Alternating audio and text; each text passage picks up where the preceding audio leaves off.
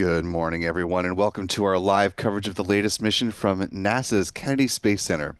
I'm Will Robinson Smith, reporter with Spaceflight Now. So good to have you with us here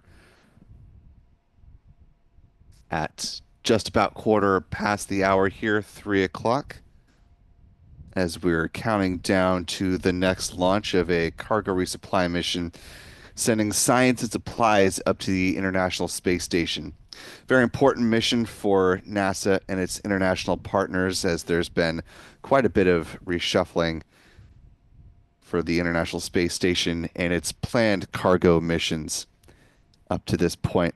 We'll talk about all of that as we roll on through the count, but as we're getting started, want to thank the uh, roughly 350 of you who are up with us either early this morning or perhaps if you're over on the West Coast, staying up late to catch this Falcon 9 launch from the Kennedy Space Center with a Cargo Dragon spacecraft up top.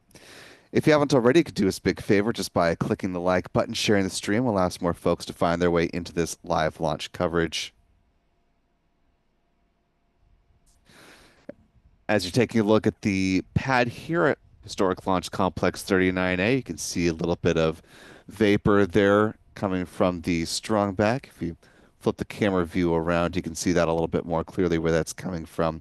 This is typical pre-launch vapor that we're used to seeing here at pad 39A.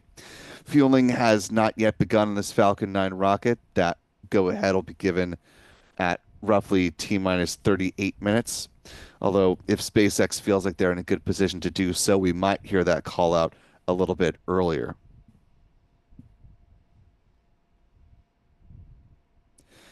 Roughly 6,700 pounds of science and supplies are on board that Cargo Dragon spacecraft at the top of the Falcon 9 rocket. This particular vehicle, tail number C209, is preparing for its fifth trip to space.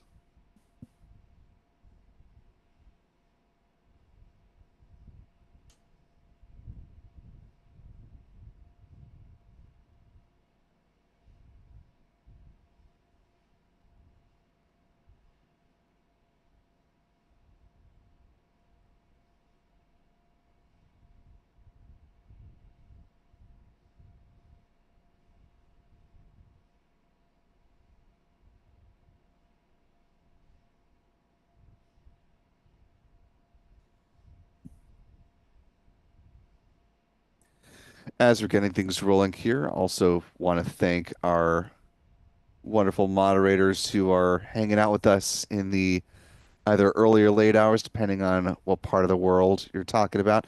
Rick Donner, Callistia Lee, appreciate you being with us today.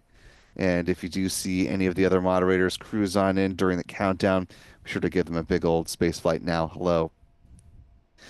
We're powered by a wonderful channel member community here on YouTube. Want to thank folks like the Rocket Girl, Rocket Lady Elizabeth, Willow's mom, aka Zeus's mommy, CK Noah Holden, Sulfur for Lunch, and many others. Channel membership comes with a number of perks, including discounts at our online shop, that is shop.spaceflightnow.com. Access to member-only videos here on YouTube, access to our members-only Discord server, and of course the ability to watch all of our live launch liftoff moments from here at the Cape in 4K.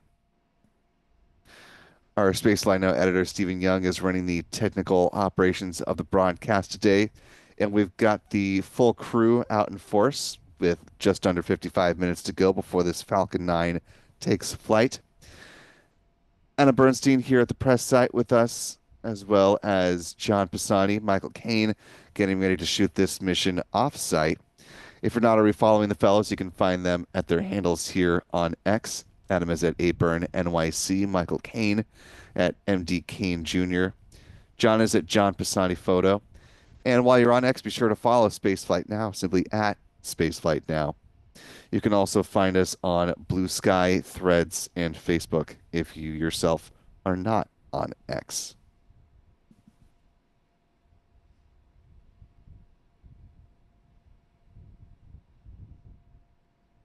We'll also be joined this evening morning, however you want to phrase it, by our friends P. Carson's with Max Q Productions, as well as Chuck and Jen Briggs with C&J Images. Taking a look at their view of the Falcon 9 rocket right now. Appreciate them being with us this morning.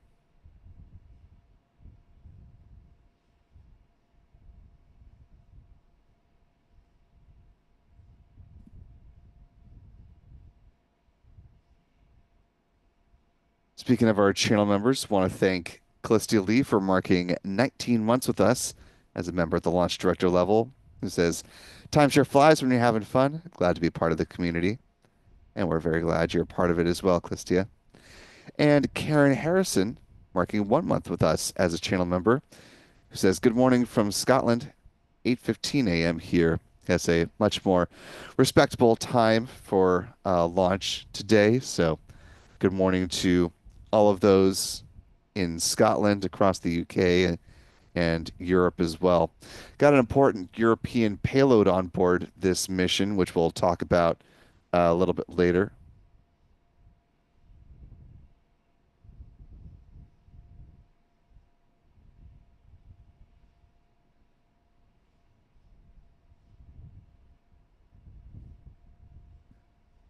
Last little bit of housekeeping. If you have a comment or question about this mission or other goings on in the realm of space and spaceflight, you can use the YouTube Super Chat feature. And not only will you be supporting what we do here at Spaceflight Now, but you'll be giving us some interesting things to talk about as we cruise on through the countdown. And that, my friends, is always greatly appreciated.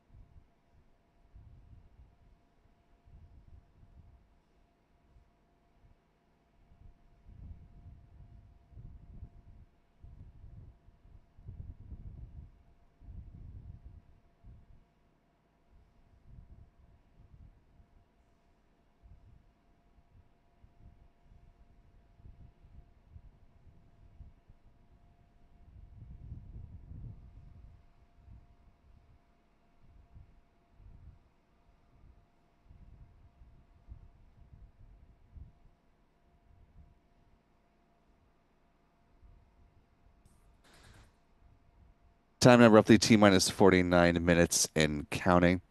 Taking a look at the mission patch designs for today's Falcon 9 flight with the cargo dragon up top.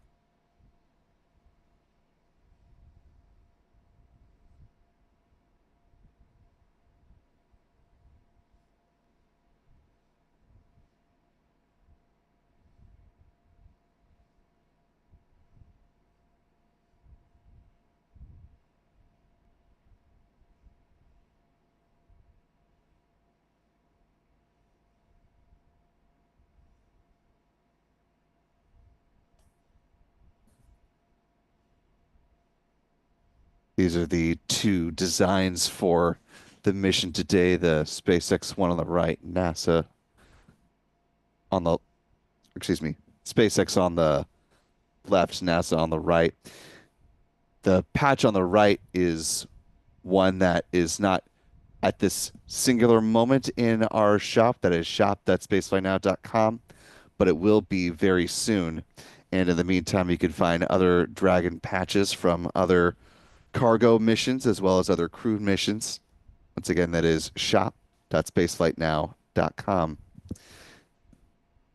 And there's a discount for our channel members. So another incentive to become part of our channel member community here on YouTube. Like channel member and moderator Rick Donner, who's marking 17 months with us as a member, who, echoing Callistia's comment, says, sure does fly, meaning time. This mission, CRS 32, set to lift off in just 47 minutes at 4:15 a.m. Eastern, 08:15 UTC for those joining around the world. Once it does, the vehicle will spend a roughly 28-hour pocket of time making its way up to the orbiting outpost, where we'll be greeted by NASA astronaut Johnny Kim and JAXA astronaut Takuya Onishi. We're currently on board the space station. They'll be monitoring the docking process, which should be taking place around 8:20 a.m. Eastern, 12:20 UTC on Tuesday, April 22nd. Speaking of NASA astronauts, though, as we are preparing to see the next vehicle arrive at the space station, the latest NASA astronaut to return from space is now back in Houston, Texas. Taking a look at NASA astronaut Don Pettit, who just recently celebrated his 70th birthday, landing back on Earth in Kazakhstan following his 6-month stay on board the International Space Station, which was highlighted by, as is thankfully standard operating procedure for Don Pettit, a whole series of amazing photos that he was able to capture and share. And according to his son on social media, the images that we've seen so far from Don that have been shared on his social channels as well as shared by NASA, that is just a small, small fraction of the total number of images that he was able to capture while on orbit. So looking forward to a treasure trove from Don over the years to come. And a welcome home, sir.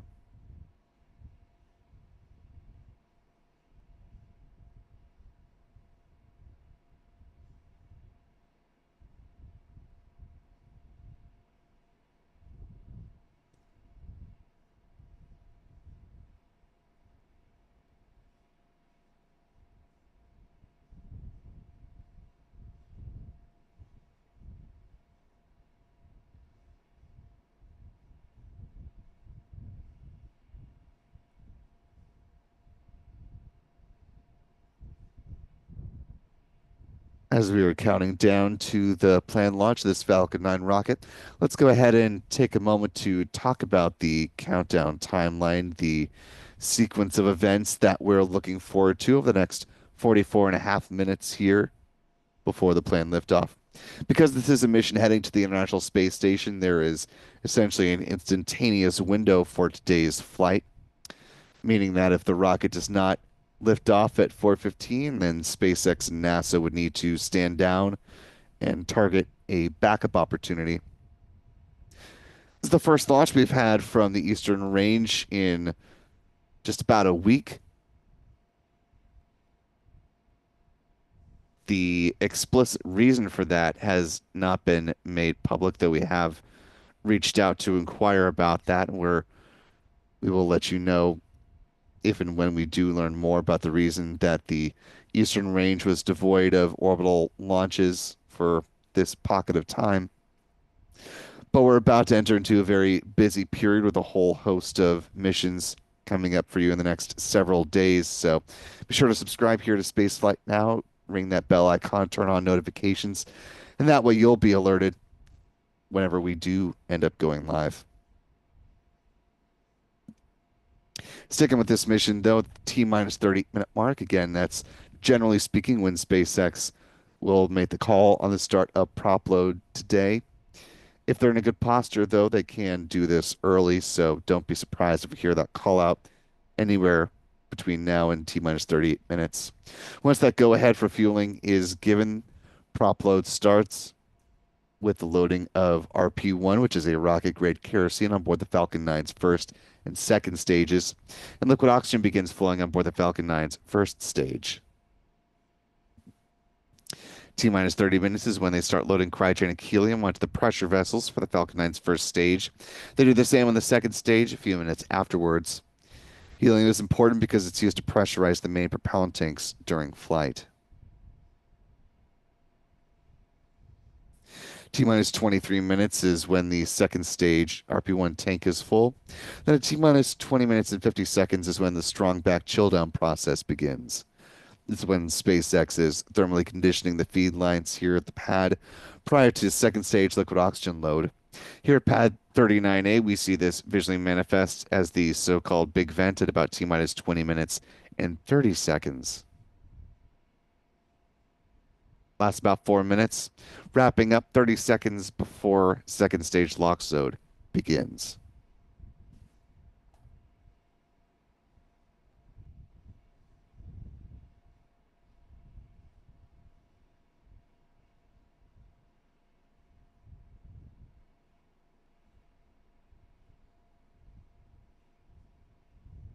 Of course, even though this is a Dragon mission, after the late loading of cargo happens on board the Dragon vehicle, the crew access arm is retracted well in advance of this mission taking flight. So as you can see, the arm is not extended out to the Dragon, so that's why that's not part of the countdown this morning, as it would be for a crewed mission. T minus 7 minutes is when the engine chill down process gets underway. That's when SpaceX will flow a small amount of liquid oxygen through the plumbing and turbo pumps, helping to protect those engines from the risk of thermal shock and damage during the startup sequence. 6 minutes out, the first stage kerosene tank is full. Then at T minus 4.5 minutes, we'll see the strong back retract sequence get underway. It's when the clamp arms just beneath the Dragon's trunk will open up, and then the transporter erector, the strong back, reclines a few degrees away from the Falcon 9 rocket. It stays in that position until liftoff, at which point it'll pull back in a much more rapid fashion to clear the way for the vertical climb of the Falcon 9. Coming up on the 40-minute mark here, at T minus 3 minutes, the first stage liquid oxygen tank is full. Same is true on the second stage about a minute afterwards, at which point the Falcon 9 rocket is fully loaded with 1 million pounds of propellant. In the final 60 seconds, as we hear the call that the Falcon 9 is in startup, control of the countdown is handed over from the ground sequencer to the Falcon 9's onboard flight computers, and the propellant tanks are brought up to flight pressure. SpaceX launch director will give their go for launch at the 45-second mark. The engine ignition command will be issued at T minus 3 seconds, and if all 9 Merlin engines are healthy and ignite, the command will be given for the hold down clamps to release the Falcon 9 rocket for a T0 liftoff. Coming up here in 39.5 minutes. Looking for liftoff at 4:15 a.m. Eastern, 08:15 UTC.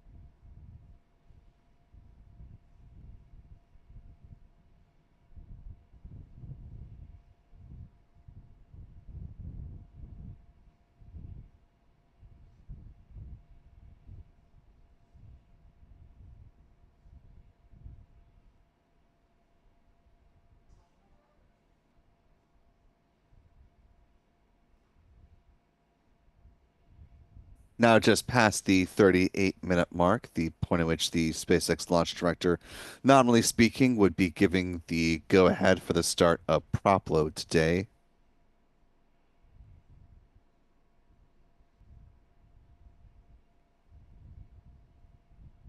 Didn't hear a call out on that, though we are expecting to get mission audio soon.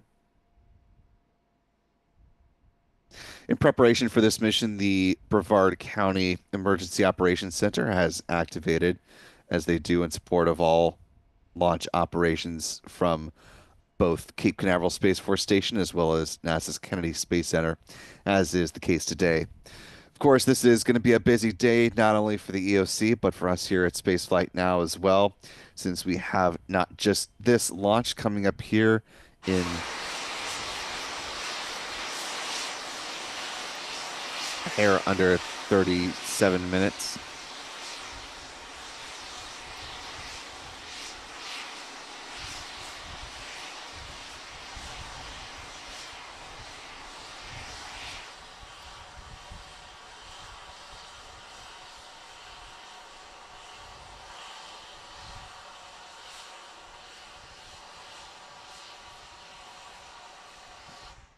That additional sound you're just hearing is a little bit of pad venting.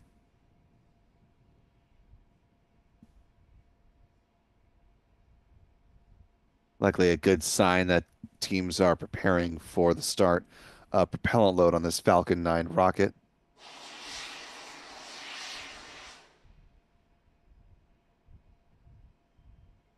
Assuming that go ahead was given at the roughly 38-minute mark, we're now just about a minute out from the start of prop load.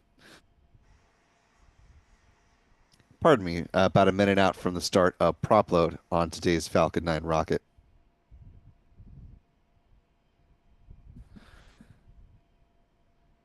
Hard to see any definition in the sky today, but according to the folks at the Kennedy Space Center, the launch weather officers are forecasting 95% favorable conditions for a good liftoff today. So, not expecting weather to play a mitigating role in today's launch.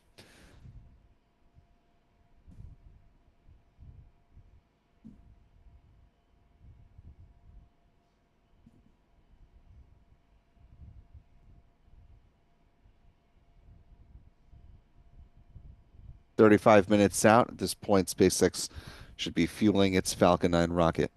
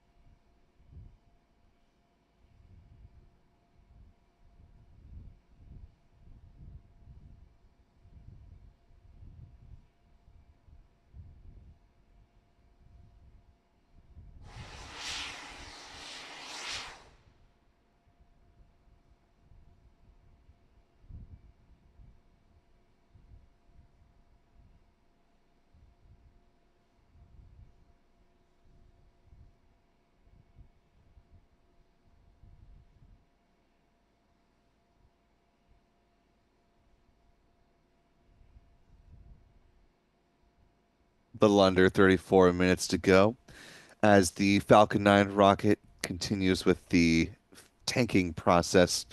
We'll start to see a bit of a frost line form at the base of the Falcon 9 rocket there as the super cold densified liquid oxygen begins flowing on board the Falcon 9's first stage.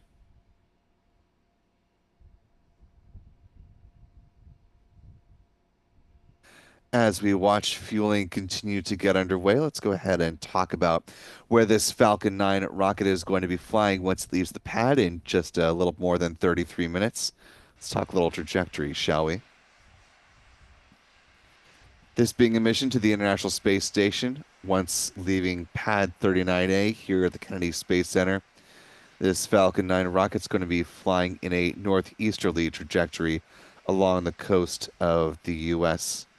So for all of you who are to the north of us in the Jacksonville area, in Georgia, the Carolinas, and on up the coastline, keep your eyes to the skies, and hopefully you've got some clear skies. If you're able to catch the Falcon 9 as it makes its climb uphill, be sure to tag us on social media. Once again, we're on X, Blue Sky, Threads, and Facebook. We'd love to see what you capture from this Falcon 9 ascent. Following stage separation, the first stage booster, which is making its third flight to space and back, will be targeting a touchdown back at landing zone 1 at Cape Canaveral Space Force Station. If successful, this will be the 51st booster landing for that particular landing zone, the 62nd booster landing in the state of Florida, including LZ2, and the 433rd booster landing overall to date.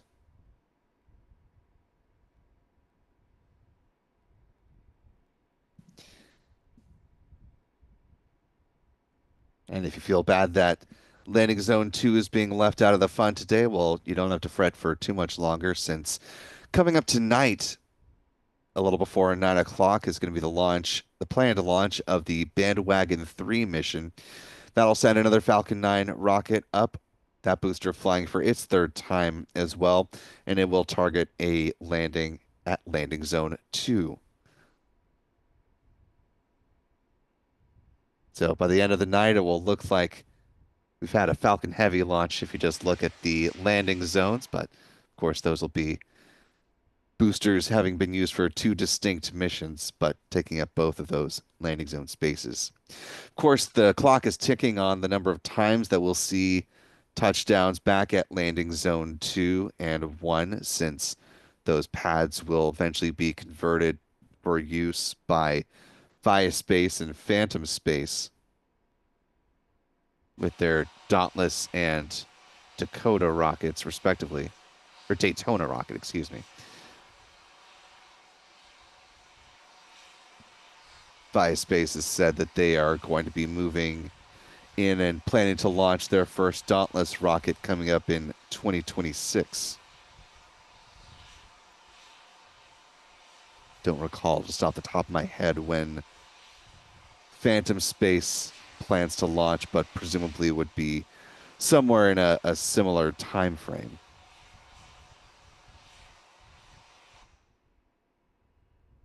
The environmental assessment process is currently underway for those 2 companies to be able to move into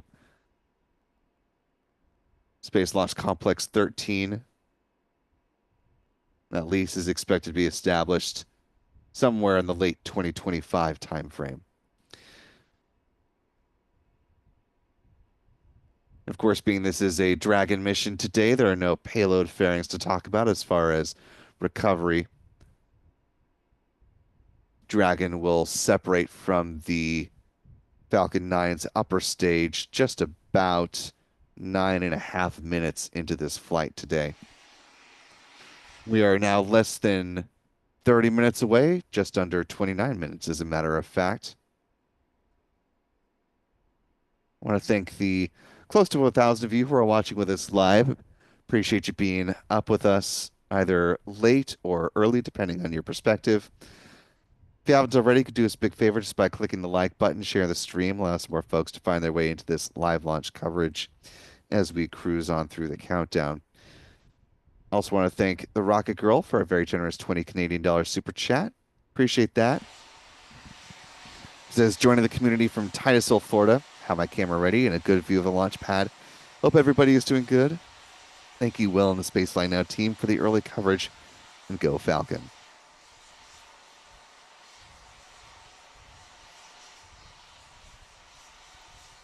At this point in the countdown, SpaceX is loading that cryogenic helium into the pressure vessels on the Falcon 9's first stage.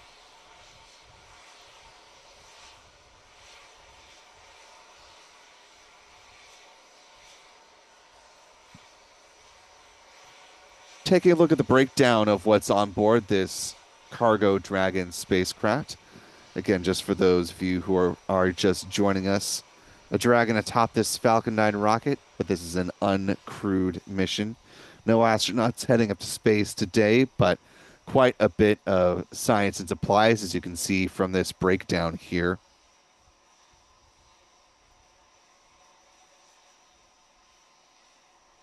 This graphic coming to us courtesy of NASA, so appreciate them for putting this one together. You can see the total pressurized cargo inside the Dragon spacecraft itself, but there's also quite a bit in the unpressurized trunk of the Dragon.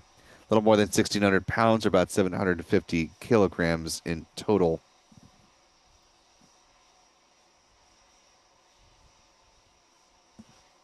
One of those is a European Space Agency payload called ACES, which we'll talk about here in just a moment. But the other one, which unfortunately we don't have a photo to show you of because it was not mentioned in any of the run up to this mission by either NASA or SpaceX, but it is the STP-H10 suite of experiments as part of the Space Test Program under the U.S. Department of Defense.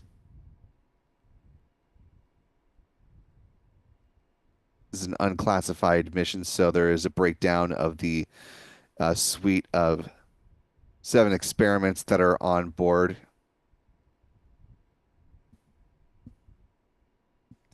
Those include a radiation imager called Terry, the Telluride radiation imager.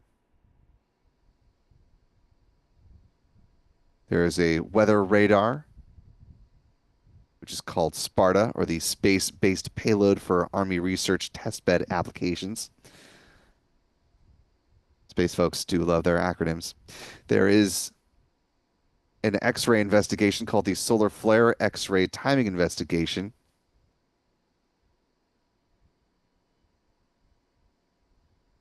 That's described, and I'll quote here, having the research objective to, quote, reveal intricate morphology of solar flare acceleration at high spectral resolution at unprecedented spatiotemporal scales.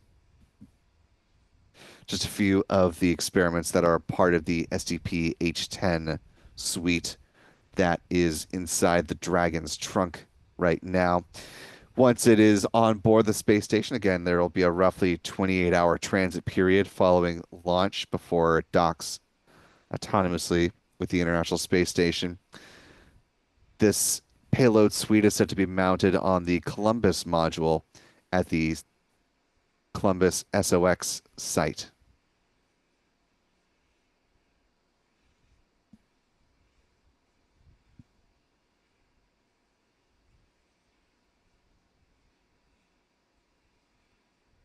Now T minus 24 minutes, 24 seconds, and counting.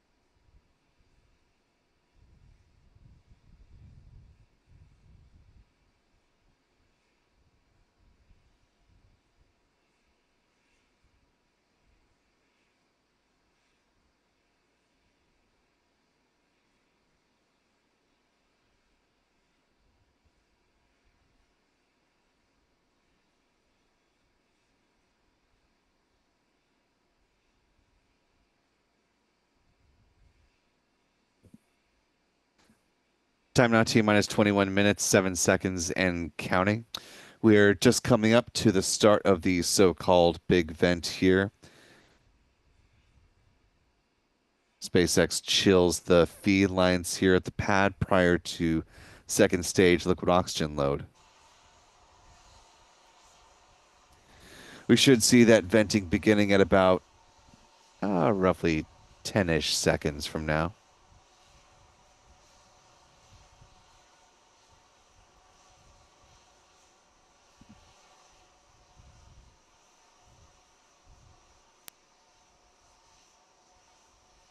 And there you see the start of the big vent right on time.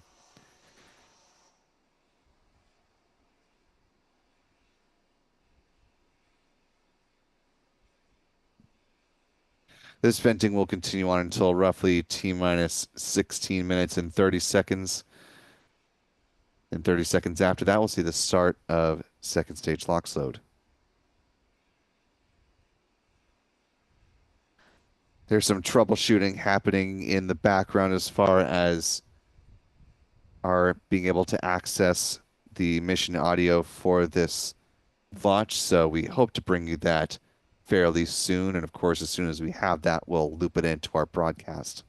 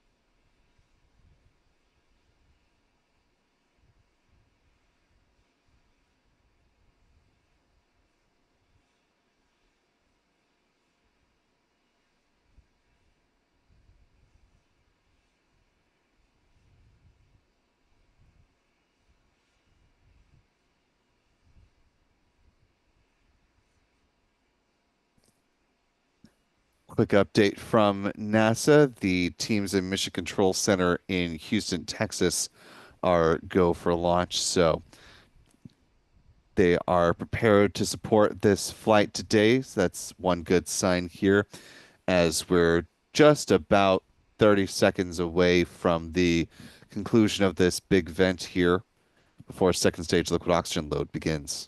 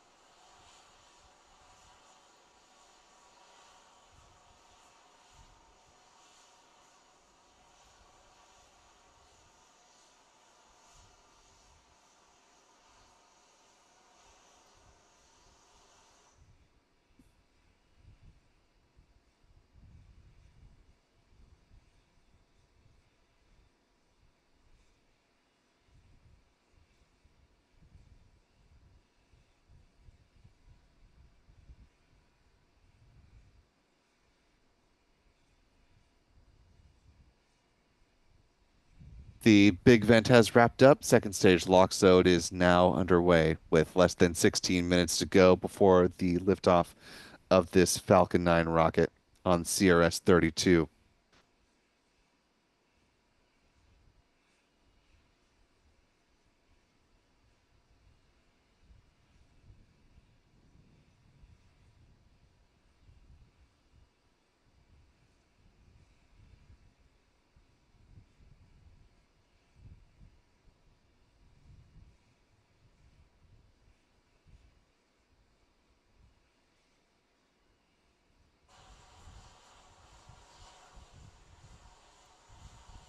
Taking a quick look at our live chat, want to welcome in moderator Aussie Space Girl. Good to see you this morning.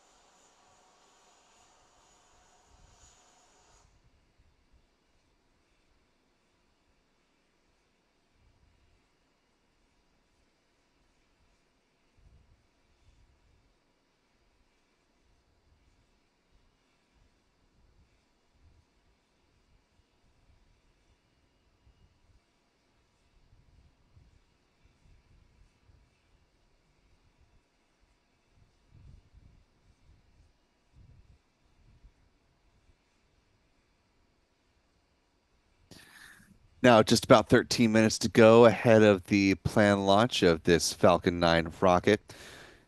Roughly 6,700 pounds of science supplies on board, and fortunately, NASA put together a nice little video montage of some of the science that's flying to the International Space Station. So let's go ahead and take a look now at some of what's heading up to the orbiting outpost here in less than 13 minutes.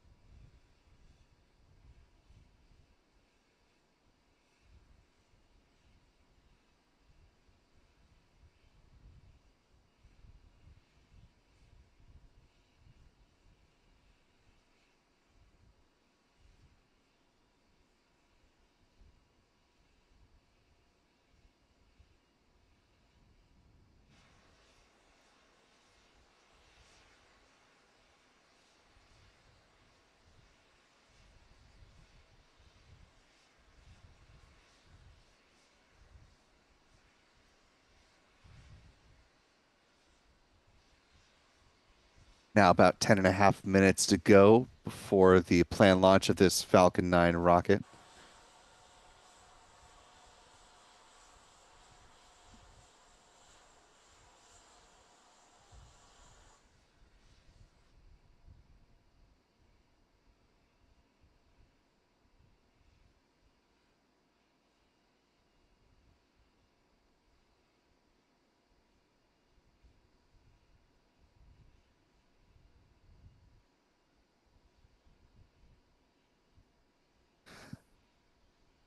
10 minutes to go before the flight of this Falcon 9 rocket. Got a nice little montage overview of some of the science that's heading up to this space station. Want to take a closer look at a little bit more into some of these particular experiments. Taking a look at a graphic from the SVGS-2, or the Smartphone Video Guidance Sensor 2 mission, which will demonstrate a vision-based sensor that controls formation flying maneuvers of some of the robots that are on board the space station from Astro B. These are, if you recall, those little cube-shaped robots that are sometimes used on board the ISS.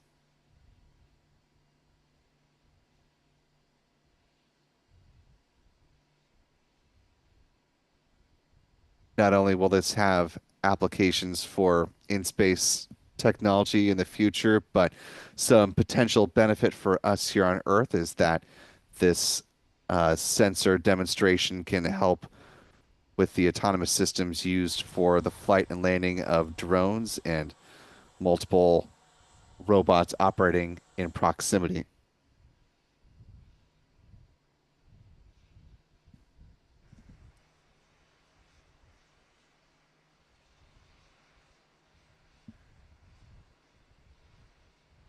Moving right along, this is the aerosols monitors experiment that is demonstrating a number of commercial filters to demonstrate which are best at filtering uh, pollutant particles on board the International Space Station.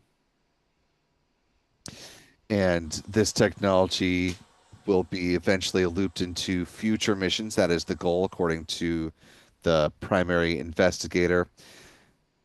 During a pre-launch briefing that was hosted by the ISS National Lab with some of the PIs, they mentioned that they were looking at future applications for deep space exploration, and we had asked if that meant that conversations were happening with some of the upcoming commercial landers that are heading to the moon, since filtering out lunar dust is also a potential application of this technology. And they said that those conversations are happening, but it's a little bit early to go into any specifics with that just yet.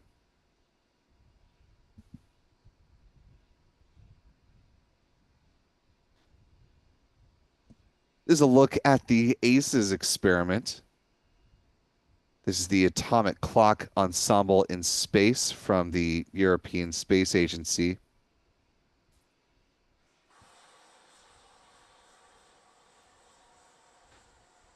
This is going to be looking at some fundamental physics concepts in microgravity.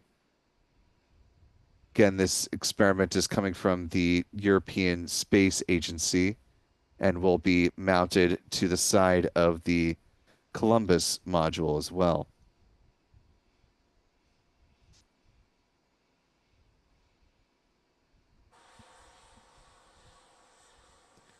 Now, about 6.5 minutes to go before the flight of this Falcon 9 rocket. Lots more on board. Unfortunately, we just don't have time to talk about every single thing that's heading up to the International Space Station, but of course, lots to read online about all that's heading up to the orbiting outpost.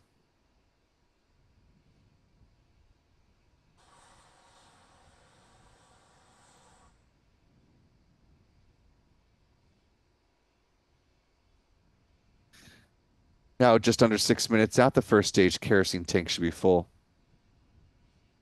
Coming up to about a minute out from the strong back retract sequence getting underway.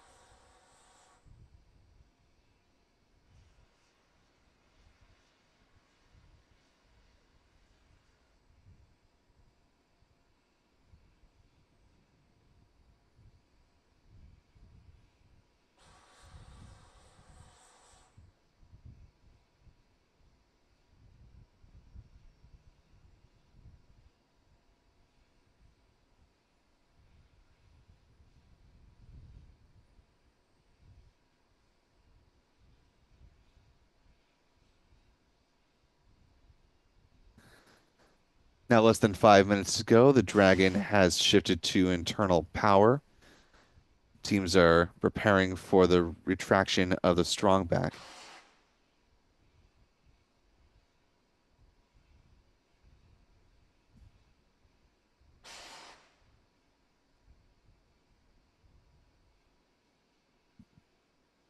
Strongback retract process getting underway.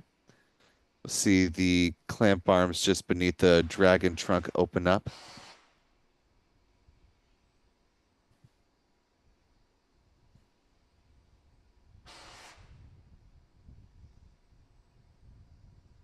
Taking a look here, you can see that process now underway.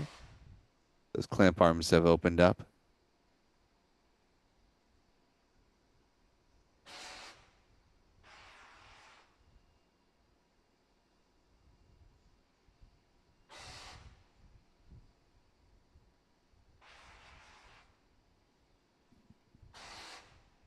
And there you can see the motion of the strongback now beginning to pull away from the Falcon 9 rocket.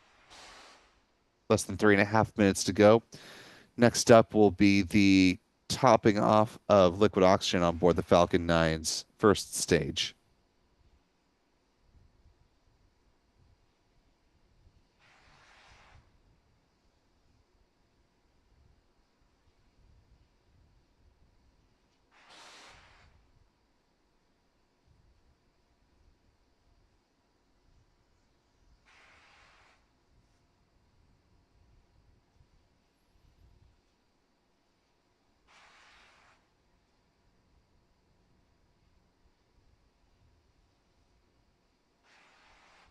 Less than 3 minutes to go. Stage 1 lock load is complete.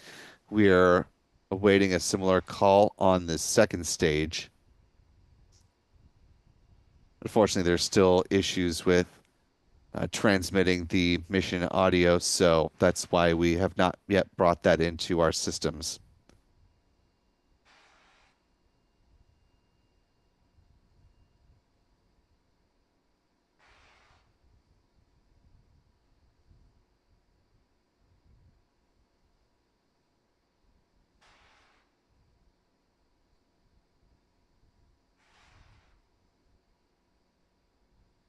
SpaceX confirms no issues are being worked on the Falcon 9 rocket or the the cargo Dragon spacecraft at this time.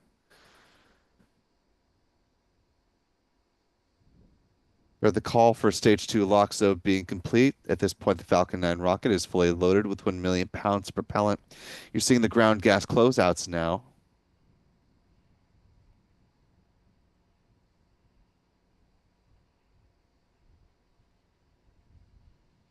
Vehicle or these teams are removing any liquid oxygen remaining in the feed lines.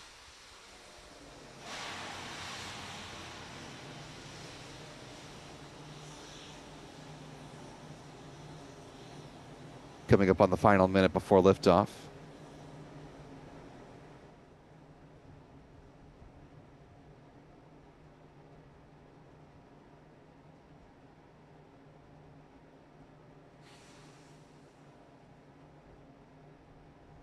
One minute to go.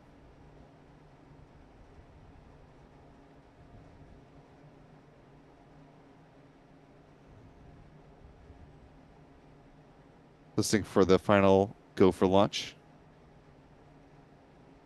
And we did hear that go for launch, so we're now less than 40 seconds away from the liftoff of this Falcon 9 rocket on CRS-32.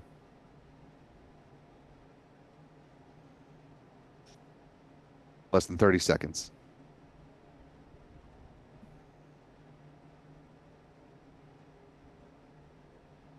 20 seconds. 15 seconds. And here we go. In 10, 9, 8, 7, 6, 5, 4, 3, 2, 1. Engine ignition and liftoff. Liftoff of CRS-32, 6,700 pounds of science supplies at the International Space Station. Falcon 9 has cleared the tower.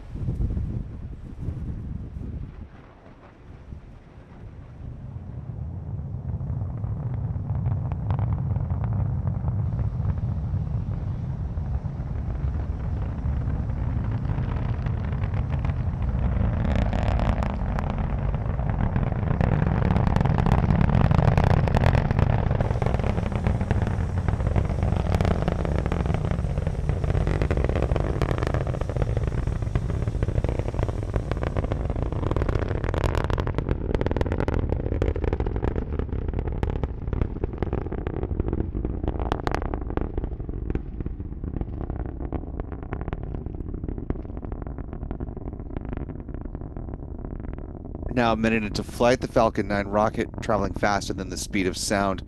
We're approaching max Q, the point of greatest aerodynamic pressure on the vehicle. Rocket passing through max Q, starting to throttle up on those Merlin engines. We're coming up to a few events in fairly rapid succession. We'll have first stage main engine cutoff, or MECO, at about T plus 2 minutes and 14 seconds. That'll be followed seconds later by stage separation. The Merlin vacuum engine on the second stage will ignite. Then the boost back burn, which will last about 55 seconds, will begin, sending that booster on its way back to touchdown at landing zone 1.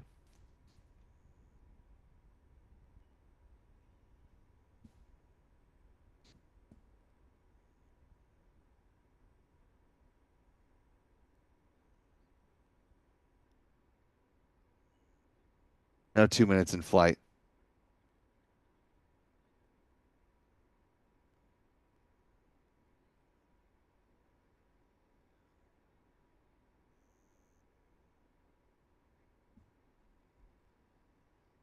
MECO, stage separation.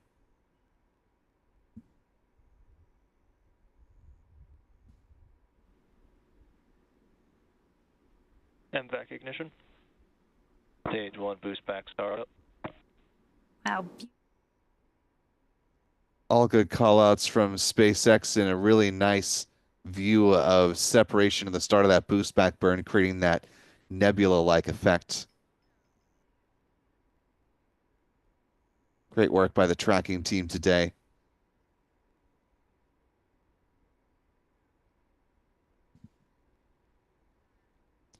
This boost back burn set to last for about another 20 seconds.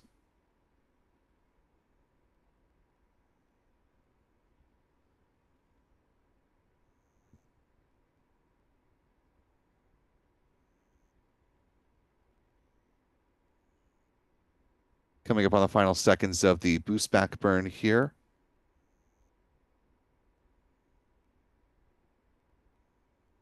There's the conclusion of the boost back burn.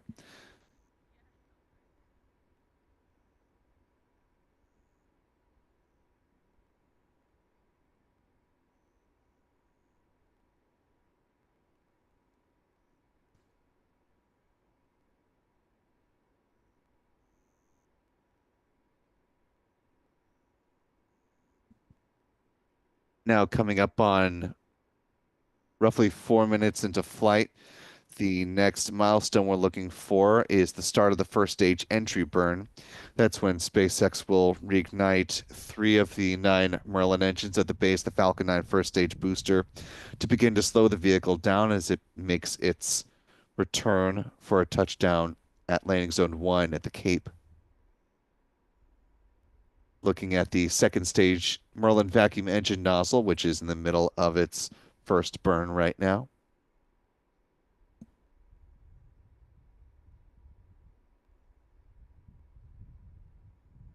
Booster B1092 has passed its apogee, starting to make its descent now.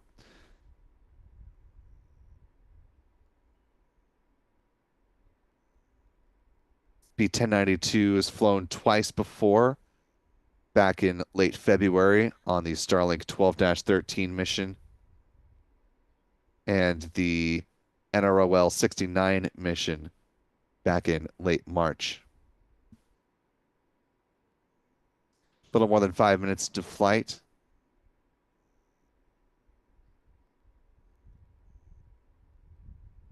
Just about a minute away from the start of the first stage entry burn.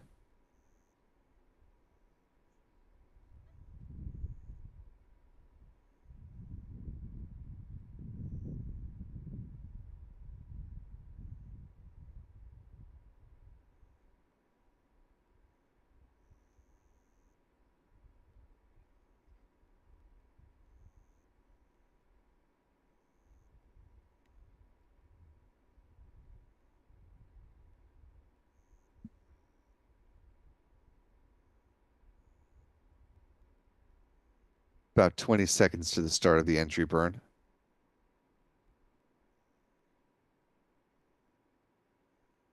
SpaceX confirms both the first and second stage are following nominal trajectories. A little more than 6 minutes into flight. Entry burn about to begin.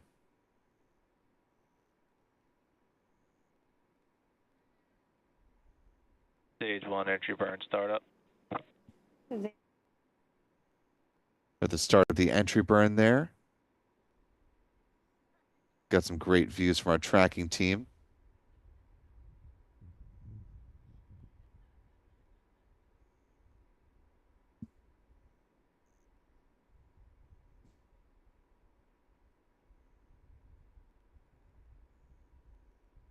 Now coming up on 7 minutes to flight, you can see a nice view of the Florida coastline there just off the side of the grid fin, the box on the left-hand side of your screen.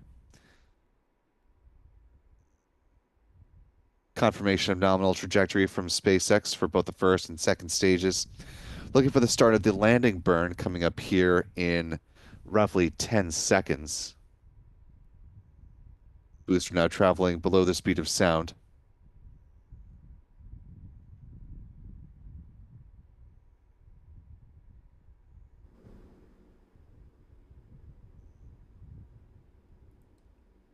Stage 1 landing burn.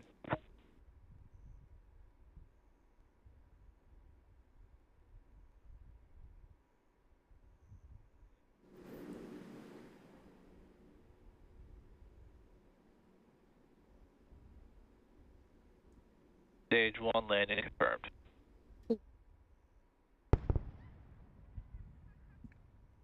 And confirmation of the landing burn with the sonic booms to follow.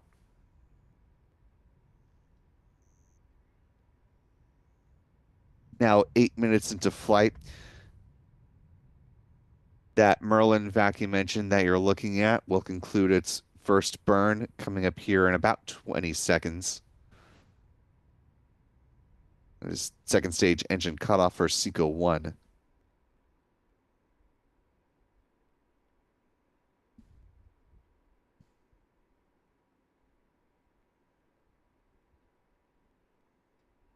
Shut down.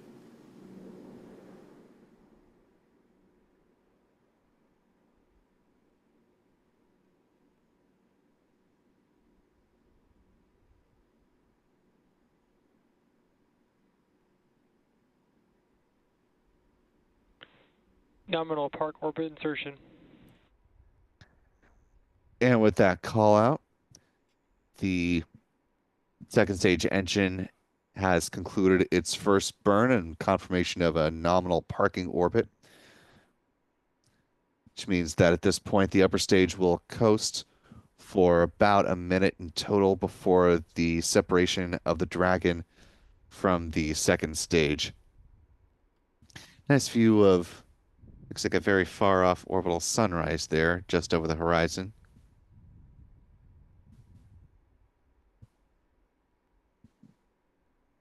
Coming up on Dragon separation here in the next few seconds.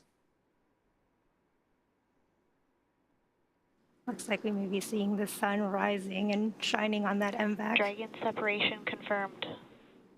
There is that confirmation of Dragon separation. We've had a great mission so far with an on-time unusual liftoff at pattern. 4:50. The Dragon has separated. We did hear that confirmation, but we've seen no views of the Dragon trunk. This may have to do with the presence of the STP-H10 suite of payloads that was omitted by both NASA and SpaceX in any of the pre-launch materials. There may be some sensitivity to those materials, which is why we would normally see a shot of the trunk inside from the second stage as the vehicle is making its separation, and we didn't see any of that today, which is not typical of a cargo Dragon mission or a crew Dragon mission, when the case may be.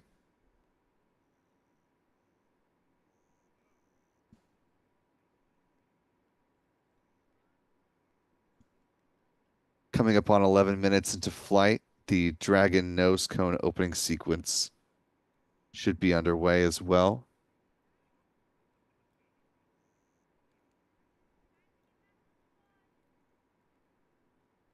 Taking a look at the two mission control rooms on the left side, in the box on the right is Hawthorne, California, SpaceX facilities, and Mission Control Center in Houston, Texas, at the Johnson Space Center there on the right.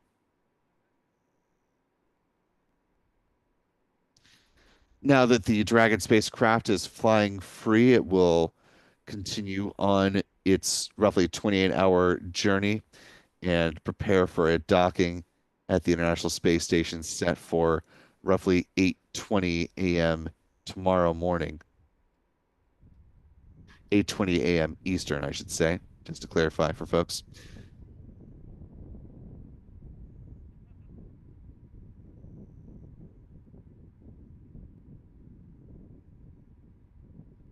NASA astronaut Johnny Kim, a flight engineer, part of Expedition 73, will monitor the arrival of the Dragon along with the current space station commander and JAXA astronaut Takuya Onishi.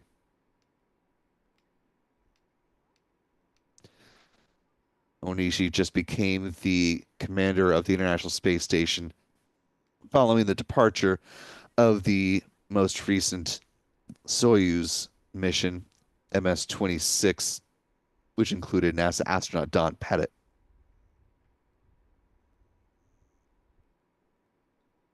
The undocking of that Soyuz spacecraft marked the end of Expedition 72 and the beginning of Expedition 73 on board the International Space Station.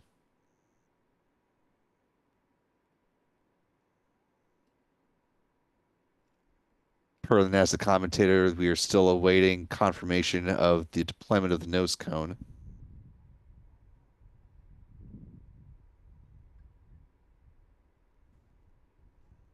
Here's a photo of Expedition 73 and their mission patch.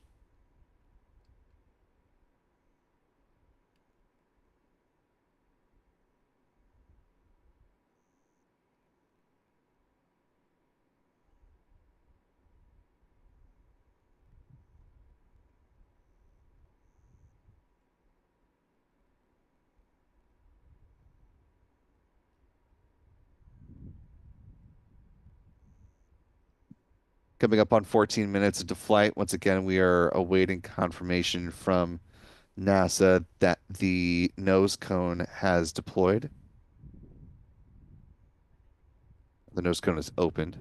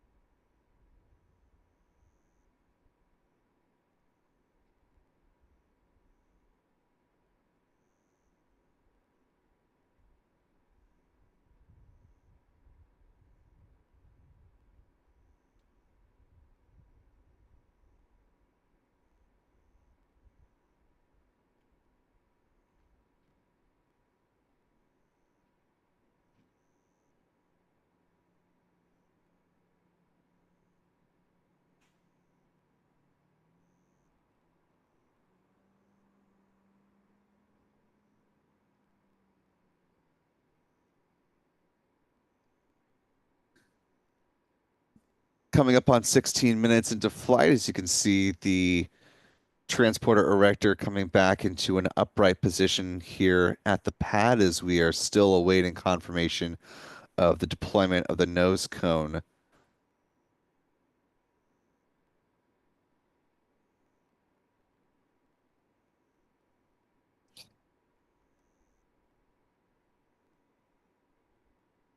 As far as the reason why we didn't see the deployment of the Dragon spacecraft from the Falcon 9's upper stage, do believe that is likely due to the presence of a suite of experiments from the Department of Defense's Space Test Program, STP. This is the STP H-10 mission. Good catch by some folks, including Jonathan McDowell, who keeps running a log of objects in orbit and those that are on board cargo missions heading up to the space station as well. The STP H-10 suite of experiments was absent from any of the pre-launch materials that were sent out by NASA and SpaceX, and the fact that they normally show a shot from inside the Dragon's trunk as the vehicle is separating from the Falcon 9's upper stage in a typical Dragon mission. The fact that they, number one, didn't mention STP-H10 at all, and two, had zero views of the Dragon trunk, made us to believe that those two are likely related.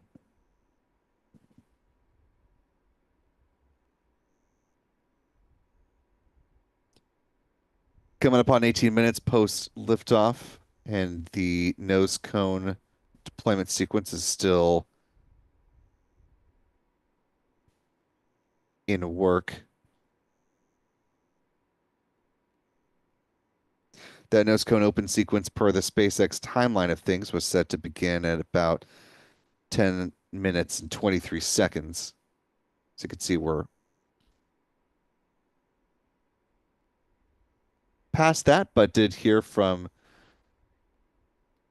NASA commentator, and as you can see from this onboard camera, the nose cone is opening.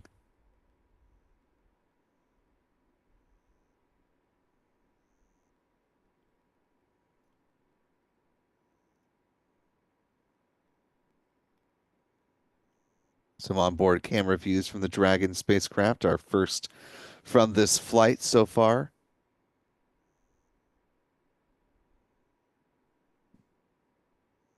I want to go ahead and listen into this comment from Dana Weigel about this mission. It's wonderful to see it light up the Florida coast like it does. And of course, well on the way to the International Space Station that you oversee, we've discussed the crucial role of collaboration and teamwork in making missions like this possible. How have you witnessed this in your team's preparation for this launch this morning? Well, we have hundreds of researchers worldwide and a large industry supply base across the country who support our missions. Putting together a mission is a big technical and logistics challenge, from equipment manufacturing and deliveries to packing and integrating the cargo and planning and executing the mission. An additional challenge for this mission was the late manifest changes that we had to make to adjust to the loss of the NG-22 Cygnus mission that was originally planned to fly this summer. It's hard to describe the complexity of how we keep our space station well supplied with the proper reserve margins. It's one of the hallmarks of how we successfully have maintained the continuous presence in low Earth orbit on the International Space Station for the last quarter of a century. We're fortunate to have an extremely dedicated and adaptable team across NASA and industry who come together to make our missions look seamless. And it's been a wonder to watch you and the team work too. And I mentioned earlier, it's been a pretty busy weekend, just this weekend alone, in spaceflight involving the International Space Station. We saw NASA astronaut Johnny Kim recently arrived at Space Station. Spacewalk preparations are underway, scheduled for May 1st. Change in command, a new expedition beginning with Expedition 73, and veteran astronaut Don Pettit landing yesterday and returning home to Houston earlier this evening. How has your team's preparation and everything that you just mentioned reflected that spirit of adaptability and coordination across what's been a pretty busy time frame? Well, the pace of our current activity is nothing new to the International Space Station team. The impressive thing that's always so striking to me is how NASA and our international and commercial partners work so closely together to make it look easy. Trust me, none of it is easy, nor is any facet of human spaceflight. We mentioned earlier, and you just touched upon it a moment ago, the excitement building towards the station's 25th anniversary of human presence that'll be coming up this November. A lot of key milestones along the path that have happened. How do missions like the commercial service or resupply services mission, this 32nd one, continue to showcase the station's capabilities and its role in advancing science, technology, and exploration? As we have now for decades, science is the hallmark and trademark of the International Space Station. The arrival of Dragon tomorrow with its supplies and research not only advances science and technology, but also enables us to continue fulfilling our objectives on this most amazing complex. Dana Weigel, the International Space Station Program Manager, thank you so much for your time in joining today's broadcast. Thank you again.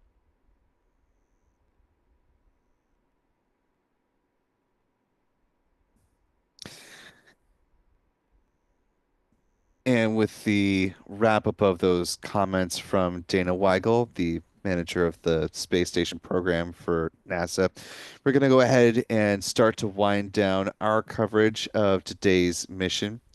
As you can see, the strong back is back in the upright position. We're going to go ahead and pivot to our mission stats as they currently stand. But before we get there, I want to thank the Rocket Lady Elizabeth, one of our wonderful channel members, for a $5 super chat. Says, thank you, Spaceflight Now. Great way to start the day.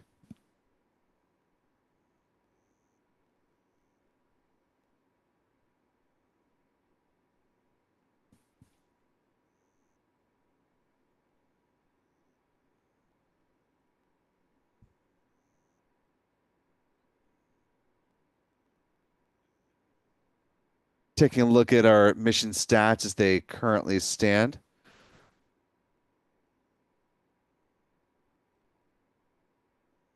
This was the third flight to space and back for the Falcon 9 booster B1092.